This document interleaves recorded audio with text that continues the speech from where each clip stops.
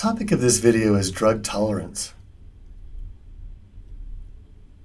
Drug tolerance refers to a diminished response to a drug when it's continually used.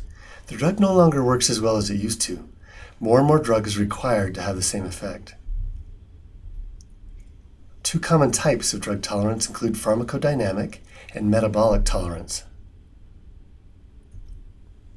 Pharmacodynamic tolerance may occur when prolonged treatment with an agonist drug brings about a reduction in the number of receptors for the drug. This is called receptor downregulation. If there are less target receptors for the drug, the overall drug response will be less. Take, for example, a cancer patient receiving morphine, an opioid receptor agonist. Initially, the dose prescribed works well for pain relief. But pharmacodynamic tolerance to morphine begins to occur. You may think of this process occurring by the body reducing or downregulating the number or activity of opioid receptors. Now, even though we have the same dose of morphine, the overall response or pain-reducing effect of morphine is reduced. To achieve the same pain-relieving effect, a higher dose of morphine is now required to compensate for the reduced receptors, so we can say the patient is becoming tolerant to the drug. Remember, with pharmacodynamic tolerance, prolonged treatment with an agonist may lead to receptor downregulation. The opposite may occur with prolonged treatment with an antagonist drug. The antagonist drug blocks the agonist drug or ligand from binding to the receptor, so over time the body increases the number of receptors or upregulates the number of receptors. Think of this as a negative feedback response to compensate for the action of the antagonist and get back to a near normal overall response and maintain homeostasis. Now, what would happen if an agonist drug for the same receptor was administered? Due to the increase in the number of receptors, supersensitivity occurs.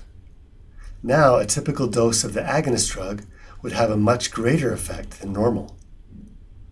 In certain cases, prolonged treatment with an antagonist can lead to supersensitivity. An example would be beta blockers used to lower high blood pressure. These drugs are beta receptor antagonists and may lead to an increase in the number or response of beta receptors on the heart.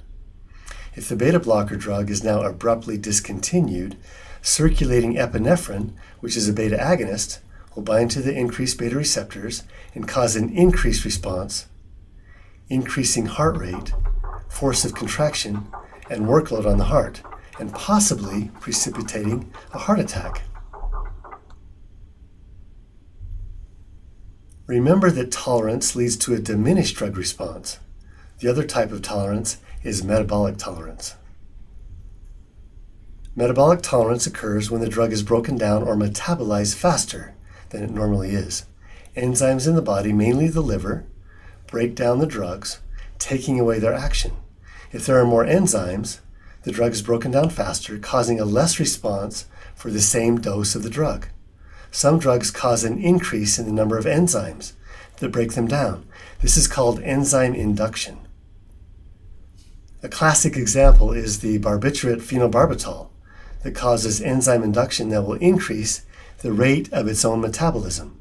The first dose of phenobarbital causes enzyme induction, so later doses require a higher dose to compensate for the increased enzymes that have been induced.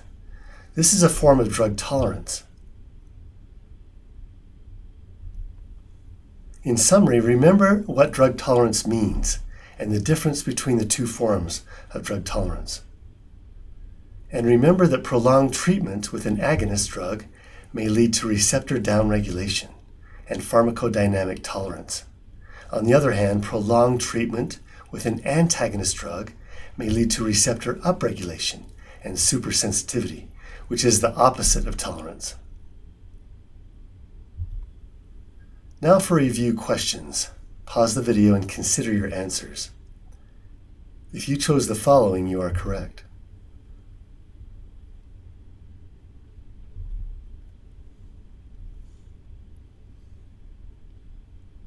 Thanks for watching.